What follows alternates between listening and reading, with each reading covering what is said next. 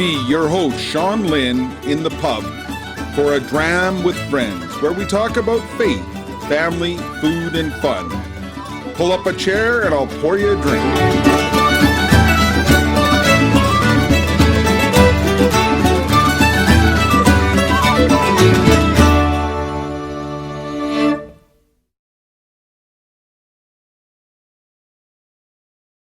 Episode 26. We welcome our new friend, Vito Giannandrea, who will tell us about his journey from Montecassino to Banff. Sit back as I pour us a dram.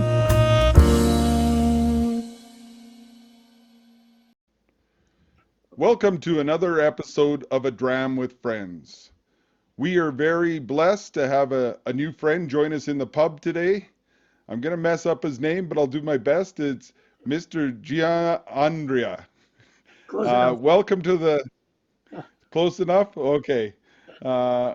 Welcome to the pub, and thank you for agreeing to sit down and have a drink with us. Yeah, you're very welcome. So, most of the time, my understanding is you're a wine guy, but I didn't want to open up my good St. Joseph bottle and drink it all by myself, so I'm going to stick with my whiskey. I'm Okay. going to go with my Tyrconnell 10. This is one of the whiskeys that we had for our whiskey tasting in January. So, Nice stuff. so there you go. So you probably, I know a lot of Italians make homemade wine. Was that one of your things that you did, or? We have, but not lately. Last September, we didn't think it was safe. Was safe to do it due to the virus. Okay, okay. So we didn't So, make any. We didn't make any this year. well, I'll uh, I'll have to come out and learn how to do that one of these days. Oh, it's very simple. So, who is Vito Giannandrea? Okay. Tell us a bit about yourself, sir. Yeah, I was born in a place called Montecassino in Italy, which on top of the hill there's a monastery. Saint Benedict founded it, built it 500 after Christ, 1500 years ago. Anyway, due to the war, because right there was a front line, when it was all over, I was at school age, six, being 6 years old in 1947, and supposed to start grade one. But the town, there was no building standing up. Was all had all been bombed out. The only place that they started teaching was up in the monastery. The monks had put together a bunch of uh, material and built something it, like a little trailer. And no glass in the windows, but didn't matter. It wasn't cold anyway. And anyhow, I started grade one there and stayed right through until I was 18 years old, which would have been equivalent of grade 12. I was I would have been starting the seminary, but I thought I'd take some time off first and visiting, so out of the monastery. Myself and a friend of mine, we went to he had the little scooter, so we got on it and we went to Rome, look at the university campus. On the wall, there was a poster. learn English in the summertime. We tried to find out the details about it, but we were a couple of young boys from from being in the monastery uh, all our youth. They didn't take us serious. They kind of kicked us out. Get out of here, we we weren't up to what the everyday life of the other boys were. We the way we were brought up in with the Benedictine monks. Anyway, my father was a policeman, and so at supper time he said, what did you do this afternoon?" And I said, "Don Mauro and I went to Rome." Well, he right away he got suspicious. "Why'd you go to Rome?" By the way, it's only 45 minutes drive from Cassino to Rome, so it's not that far away. And anyway, I told him about this poster.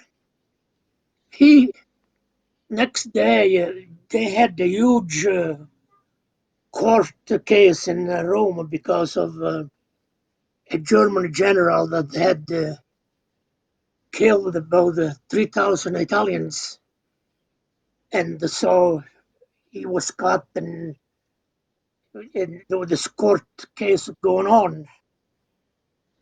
So he was very well protected all around the court building. There's policemen every 2 meters, to make sure that the Romans couldn't get in, because if they did, they would tear him to pieces. So anyway, he went, and of course, he had no problem with getting the information about this learning English in summertime. And what it was University in Montreal offering it a summer course. It was called the Loyola University, which changed the name to what's called now Concordia. Now it's Concordia University in Montreal. Anyhow, I qualified because I had enough credits, and a month later, I was on a boat from Naples to Halifax. There on a train from there to Montreal. At the Montreal train station, I took out my visa, student visa, and my passport, and approached a gentleman in uniform, thinking that he was a police officer. Instead, he was a Canadian Pacific Railway person with uniform. I didn't know the difference. So anyhow, I showed that to him, and he said, "Oh, student." I said, "Yes." Well, I didn't say yes. I said C because I didn't know English. And he said, "Students, there is a special train leaving right now. Get on." There was a special train because it was June 28th, and here in Banff was Banff School of Fine Arts. It was called then, and now it's Banff Center. The train was for all those people coming to summer course at the Banff Center. And I was happy with all these young people on the train, but thinking that the university was held the skirts in Montreal, so you have to take a train. 3 days and 3 nights later, we were in Yeah, Banff. that would be interesting. We were in Banff. Well, we they had at the train station, the Banff Center, they had like a dump truck sort of thing to gather everybody's luggage, but we all walked up the hill, got there, and everybody's got checked in, and I also was in line, and the young lady at the desk said, "But we don't have you registered." Of course, I didn't belong there. Anyway, she told me to sit down, and I did. Then a gentleman came over. He was the assistant director. She had called him and to see what, more or less, what to do with me. He said, "Well, look, can't send home because it's far away. Let's give him a bed for tonight, and by tomorrow, figure out why he's here." Because meanwhile, they asked me if I was a musician, if I did anything to do with all the people that came, artists, musicians, singers, uh, and and my answer was all no, no, I wasn't any of that like that. So anyway, meanwhile, they told me the next morning below from where we were, there's a cafeteria to be there for breakfast. So meanwhile, I got out of my suitcase. I got the file which I would be presenting to the university. So I took that with me. And as I was having breakfast, Mr. Becker, which was the assistant director, came in looking for me. And so he came over and he said, "Mangia," which means eat, eat in Italian. That's the only word he knew in Italian. He said, "Mangia."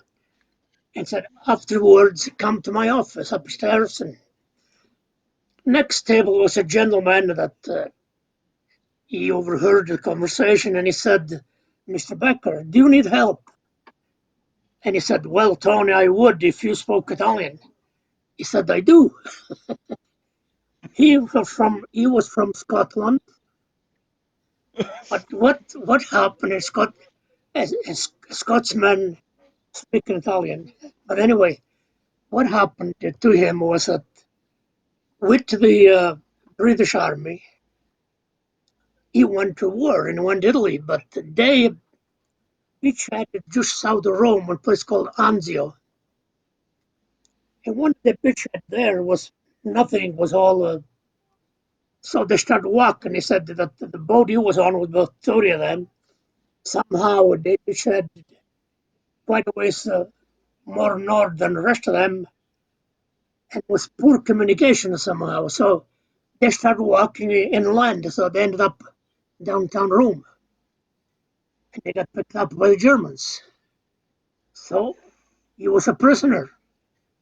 And he was Wow. moved, depends where they moved throughout the country.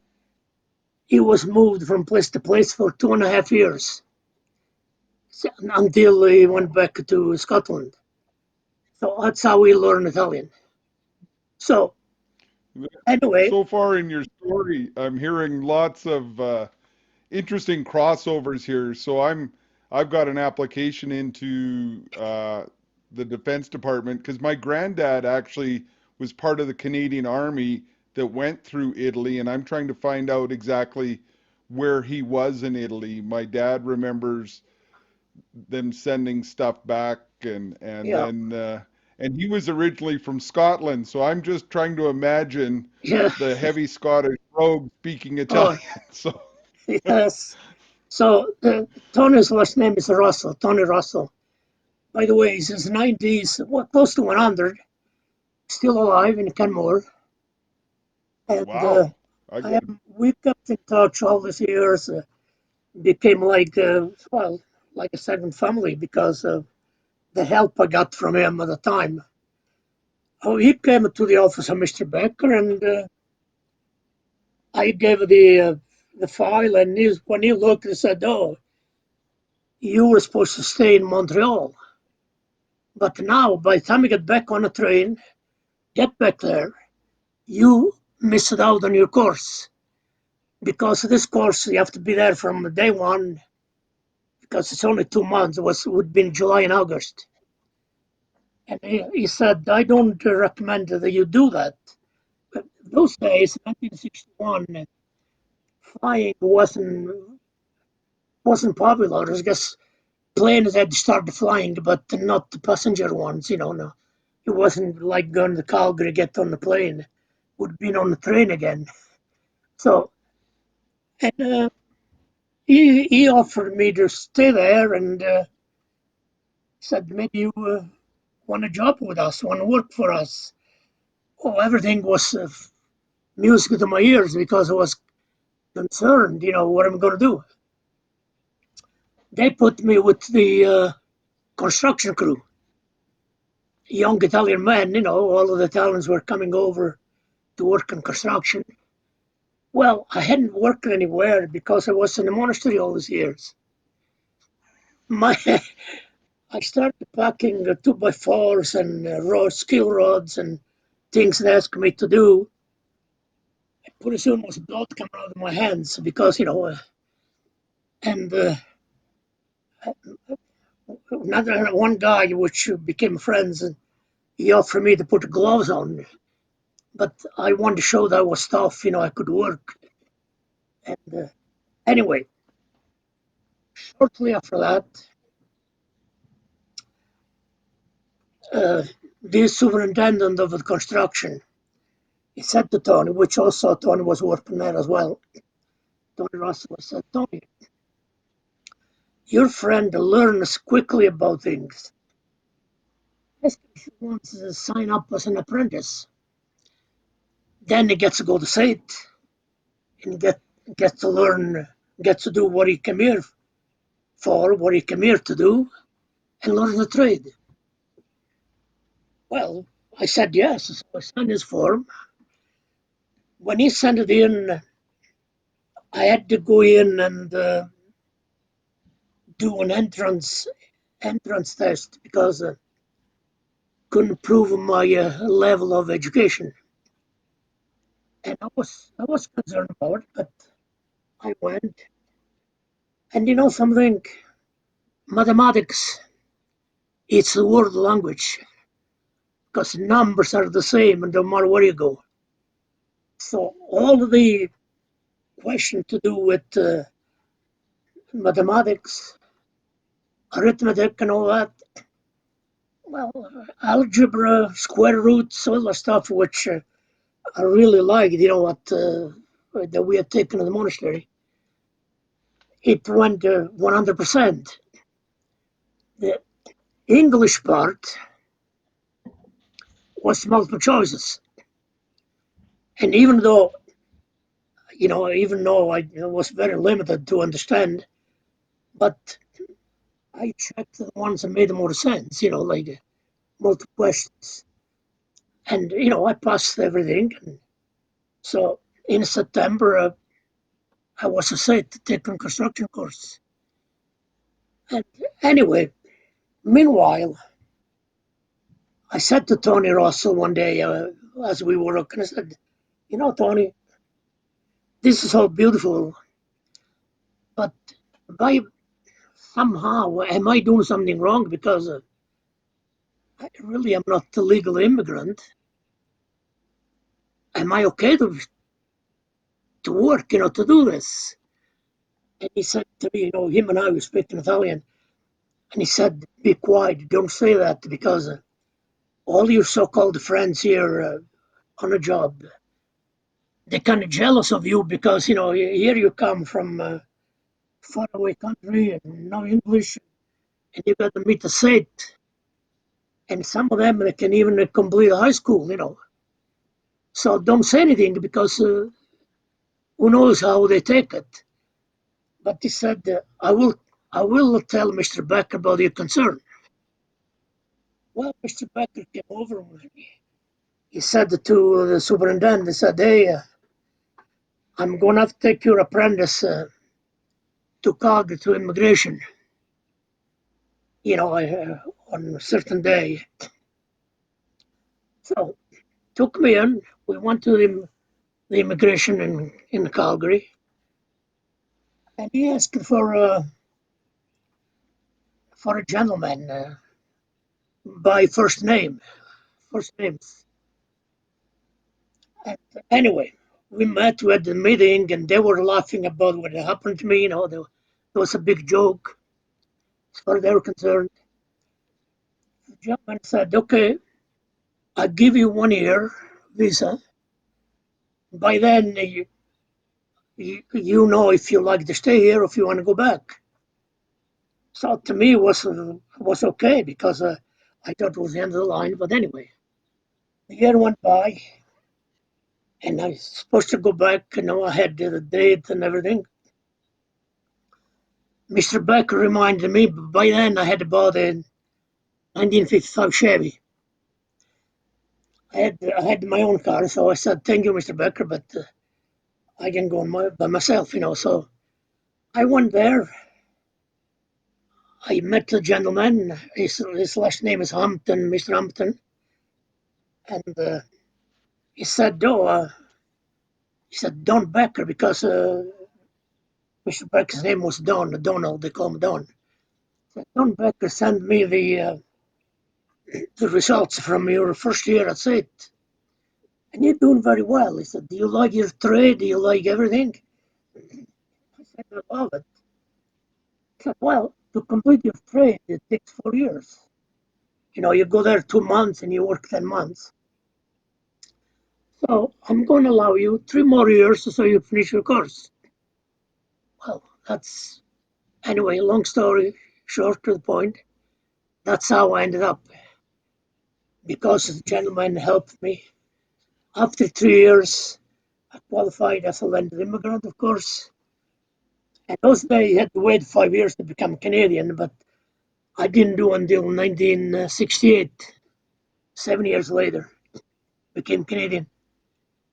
And That's that's quite the story, sir. And yeah, yeah, that's but, so obviously coming from a faith perspective, God was looking after you because He seemed to put people in your way to help you well, find your way. I guess I wasn't uh, I wasn't supposed to become a priest. I guess that's the way I put it, because the way everything went. Like if I had just gone in a seminary, I would been one. But But my that, faith never wavered. The good thing when I came to Banff, the service, the mass was in Latin still. So I go to church here. The priest was Paul O'Byrne, which became a Bishop O'Byrne.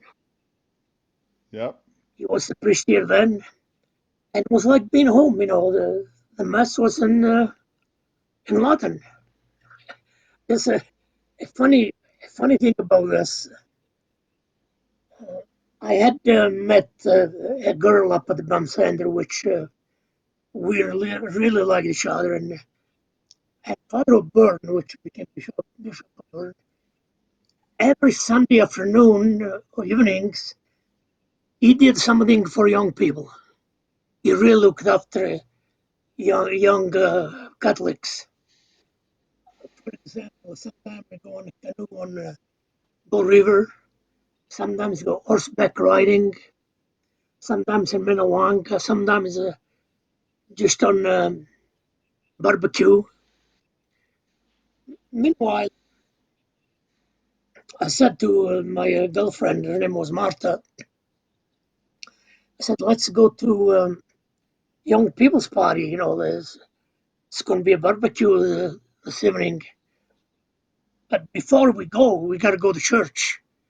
You would say mass, not just for young people. We had a mass 5 o'clock in summertime, and after that we go have fun. So we go there. She didn't belong to any religion whatsoever. She didn't believe in it. And I didn't know that until then, because she kind of asked me. She said, "Look, I know your people are praying, but what the hell are you saying?" Because it wasn't a lot of. Anyway, I'm saying this because 2 years later, in about 1963, it changed. Uh, John 23rd, Pope John 23rd, he had brought in the Vatican Council too, and that was part of the changes he made that each country they would use the language of the location. So Yeah, and in a way, the, in my thinking, in a way, was nice that everybody can understand what you're praying, what you're saying. On the other way, I said, but now somebody travels around the world and you up in a country that it's not English, for example, you really don't understand the service. So the other way was global. But anyway, what uh, uh, what transpired after I finished the apprenticeship, 1969, Banff Springs Hotel opened one floor because it was a summer hotel. When we would open at Victoria Day long weekend in May, and would close Labor Day. And Banff was a summer town. All the people had business, so they closed down and they go away where it was warm. Most of them in Vancouver Island, some down in California, wherever. So it was not really service in winter time. There was one restaurant, it was called Andrian's Restaurant, and that was it. The rest, so when Banff Springs opened, the staff quarters weren't winterized yet, so all of the people who worked at Banff Springs, they lived in town, but so they'd walk back and forth. And was no transportation. In winter, he gets some awful cold evenings and nights, and with snow and everything. Myself and my friend, we got used to drive up there and usually pick up the chambermaids that when they finish a shift, they walk towards town. So we start doing that. One evening, we met them about part way down what is tennis courts we call it. That area just before you get to the lobby on the left when you drive up. By there was three or four girls hanging on to each other because of very blizzard, windy and snow, and so we opened the door. They piled in, and one of them said, "We were wondering when the taxi is going to show up." And they called me the taxi. Well, the next day I went to the administration building, which is the building when you go towards the Banff Springs Hotel. Across the bridge, there's a government building there, which is got the gardens. That was the government office because Banff was not a town. It became a municipality in 1990. Now we have our own mayor and councils. But then there was one person which was a townside manager. I went up there. I went to the office where they issue license and where we used to pay our bills. And I said to the gentleman, I said, what do I need to do if I want to make my car a taxi? The gentleman was so happy that I said that because they probably were getting the calls all the time because there was no service for people to move around if you had no car. It's too bad. So he was so happy that he gave me the plates, he gave everything. I went to ask a question. He got out there with the business license. So my car became a taxi, stayed in construction. Evenings, I would do that. I would do the taxi. That was December 17, 1969. A couple of days before Christmas, with my friend and I, which we took turns doing the Dram taxi in the evening, we had made enough money that we bought a second car. in 1 week we had a car each. Anyway, Wow. anyway, it was the start of my business venture. Well, and it sounds like you were extremely successful as a businessman, and Yeah, from there on came springtime, like Easter holidays. We had the three cars and one minivan, small bus kind of thing, and went on from there. It didn't stop, and it was like a chain reaction. Other business came for presented to me other opportunities. The uh, the Shell station, which is at the corner of where by the church is, by the Bumper Lodge, yeah, we we uh, we service our cars there. We had an account there for repairs, everything. I was paying my bill one day, and I said to the owner, I said, I'm giving you so much money, I should be a shareholder in this place, jokingly. And he said, "Hey, I'm selling." So he was a golfer. The golf club that bought the land in Palm Springs, California, to make a golf course and building condominiums by the golf course. So he said, "I'm going to go there full time. So if you if you want to buy this place, well," I said, "I wish I could, but I wasn't sure." So I went to see the bank manager, and bingo, he was all excited about it, and took over the service station. The service station was a dealership as well. He had the Ford dealership. However, when it transferred to me, there was some problems.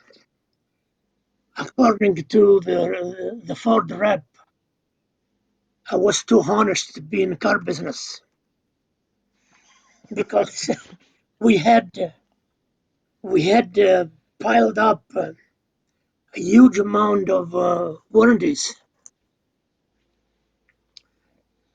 Came at the end of the season on September. The shop foreman said, "Vito, we got to process the warranties." He said, "I just had them up, and we're up to $12,000. By those days, $12,000 was a lot of money." So I said, "Well, let's call the warranty department of Ford," which their headquarters for Alberta was in Edmonton, and they sent down the warranty representative. Oh, he came to me. I was actually, when he asked for me, I was actually pumping gas because it was all full serve then. It wasn't a very good impression for him that I was the dealer principal of Ford and pumping gas, so that wasn't a good impression. So he said, "Oh, I'm here to look over your warranty invoice." And I said, "Oh, here's Larry," which was the foreman of the shop, "and you'll talk to him because, I wouldn't be able to explain it to you anyway. He was the one that did the work. He was the one that got the okay from you every time he phoned. Because those days was no computers, and you had to phone in to get the okay to do a warranty, So it was all authorized. It was all done properly. Anyway, when it was finished, he came to me and said, "Come here, we'll talk to you." I said, "Yeah, but you know what? Definitely you're not a smart businessman as Jack Wilson was." Jack Wilson was the former owner. He never had any warranties. He would blame the driver, the car owner, for doing something that wasn't done right. Like if they didn't change the oil in a Ford dealership, all a bunch of nonsense, all a bunch of lies. That he said the driver feels bad about because they're ignorant anyway. 98% don't know what makes move in the motor. In other words, so they would feel bad about it, pay their bill and go. and we have no warranties. But look at you. Well, meanwhile, he was kind of insulting me,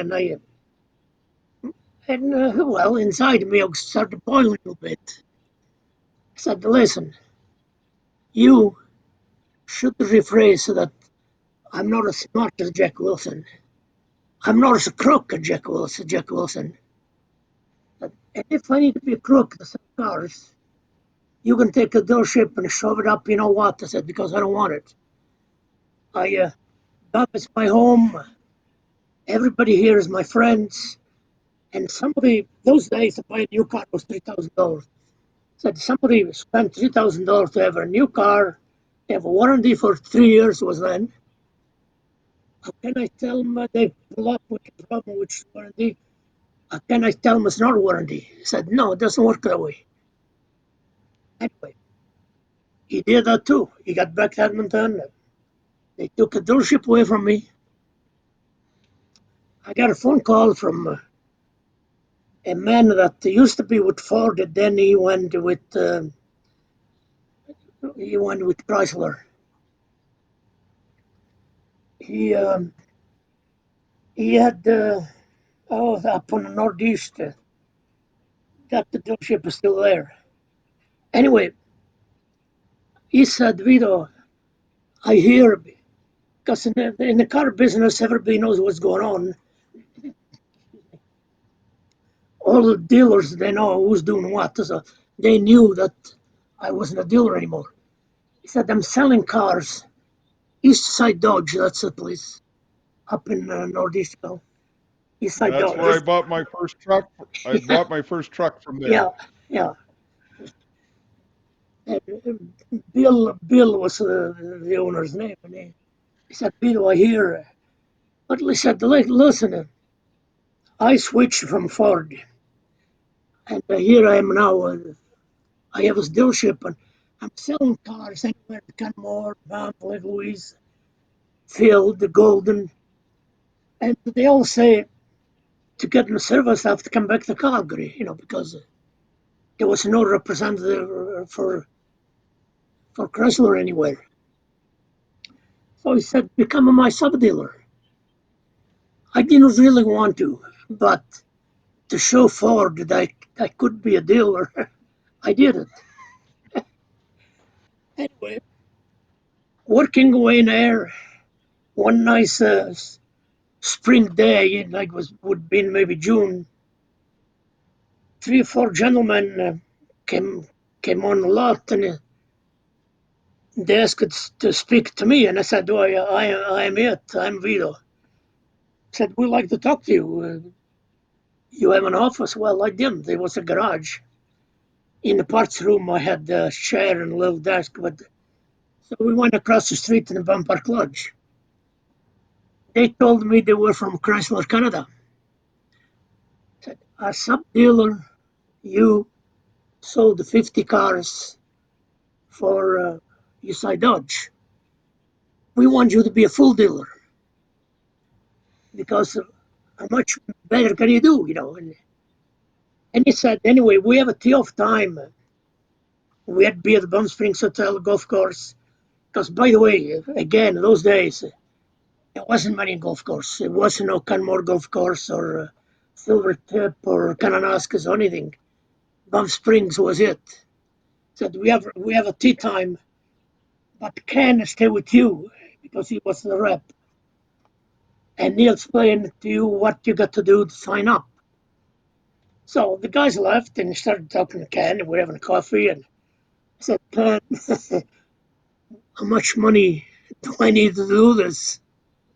Because I didn't have any. I had to go to the service station, which came with 3 lots in industrial compound. It was all the same company.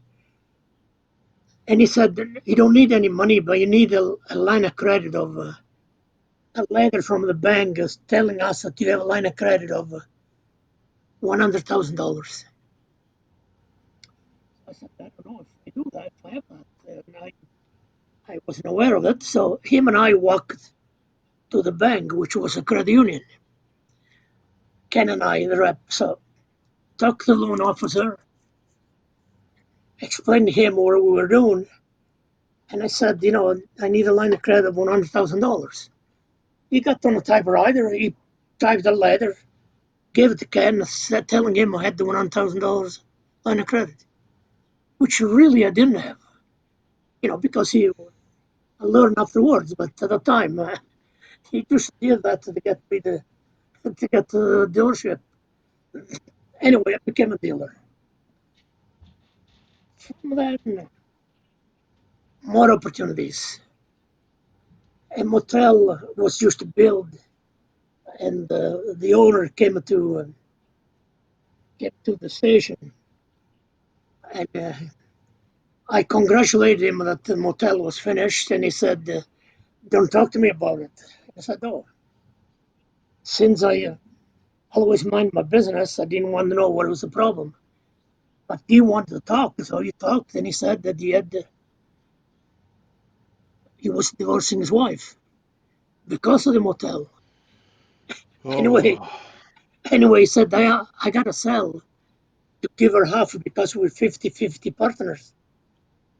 I said, maybe you want to buy it. Well, again, I said, oh, would I? Because being in the taxi business, I knew how good the motel and hotel business were because it was always full, no vacancy, no vacancy, And I said, oh, I wish, but anyway, I had a girl that did the bank deposit every day. I said to her, today I'll do the deposit, just to get out of here. I walked in, and the manager was a PR day. He was shaking hand to everybody, and they had free coffee and things, and he said to me, "Hey, Vito, how much money can I lend you today?" I said, "Oh, you're in the mood of lending money?" He said, "Yeah, I could probably talk about something." I said, "Well, come to the office." I told him about the motel. He said, the credit unit's a community-owned bank. They have a board of directors. So he said, timely, this evening we have a board of directors meeting. I'll pass by them and see what they think. Well, the next morning he said, come and sign your loan. wow. It sounds like you've been very blessed in your business ventures. But honestly, I wasn't looking to own a whole bunch of businesses. All I was happy about it by having my own business, I didn't have to go look for work because construction work those days was only summertime. In October, that's it, only inside and no construction. And I just thought, if I have my own business, I don't have to go looking for work all the time. If I make enough to live on, that's all I want. That's all I want to be. But it didn't work that way because the opportunities kept coming up, and I didn't want to. I didn't want to pass them up. It's an opportunity they give me. I should take. I should do what I can do. Anyway, went on and on. We because of the dealership, we started renting cars out because when they trade in, it used to be springtime. Everybody, well, most of the people bought the new cars because through the winter they have the windshield all cracked Cracked up up. from stones. Yeah. Yeah. So in the Welcome to springtime, Alberta. yeah, springtime they will come and buy cars.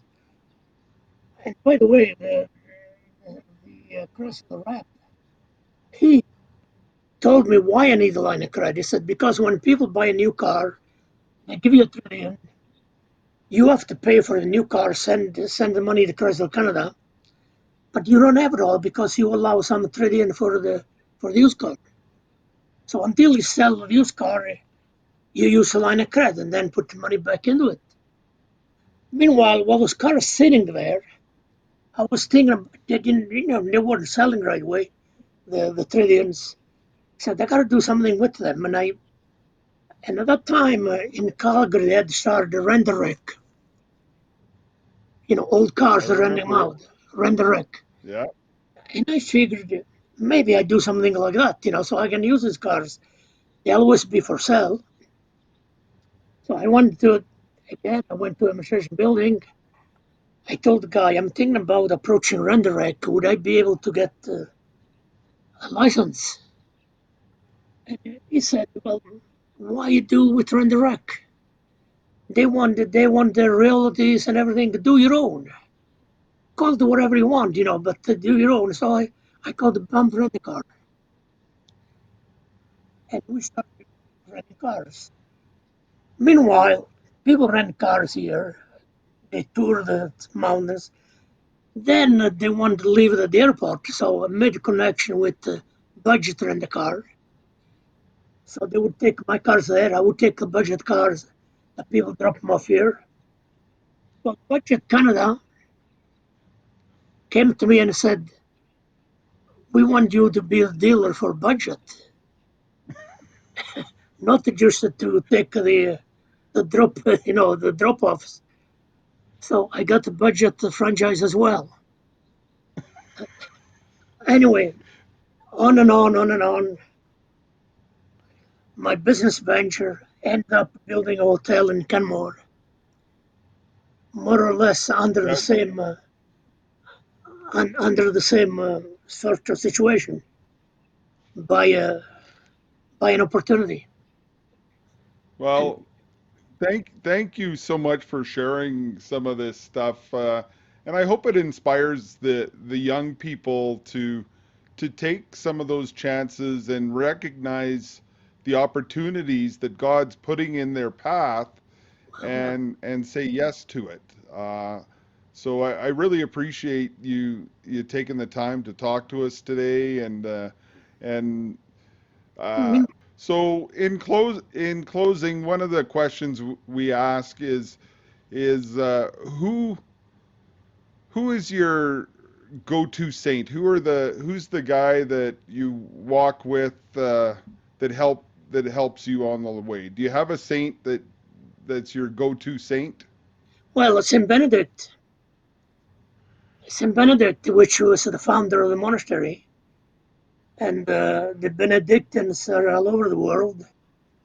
And Saint Benedict was, of course, a great saint, but he was also a businessman, sort of, those days.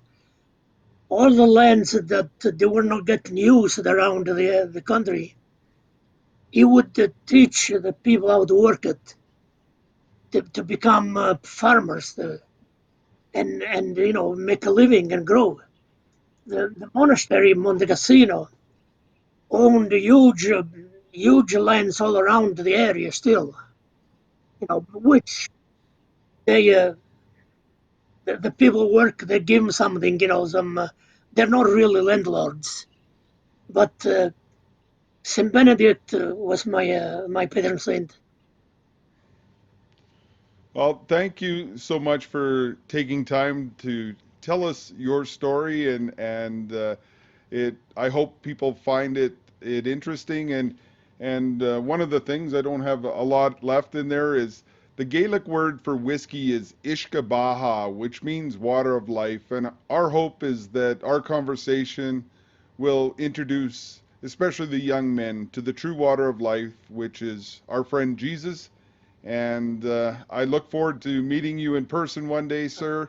And hopefully, we're going to host a concert up at the new shrine in Canmore later this Uh, year is the plan. And I will ensure that there's a seat there for you.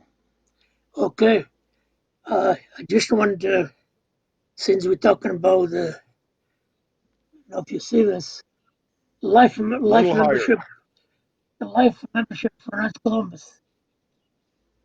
Oh, okay. Right on. Congratulations. Well, thank you very much again and have a great day. Uh, Thank you. I hope you have enjoyed this episode of A Dram with Friends. Like and subscribe. Go to all podcast platforms to look for it on podcast, or go to godsquad.ca to support our mission.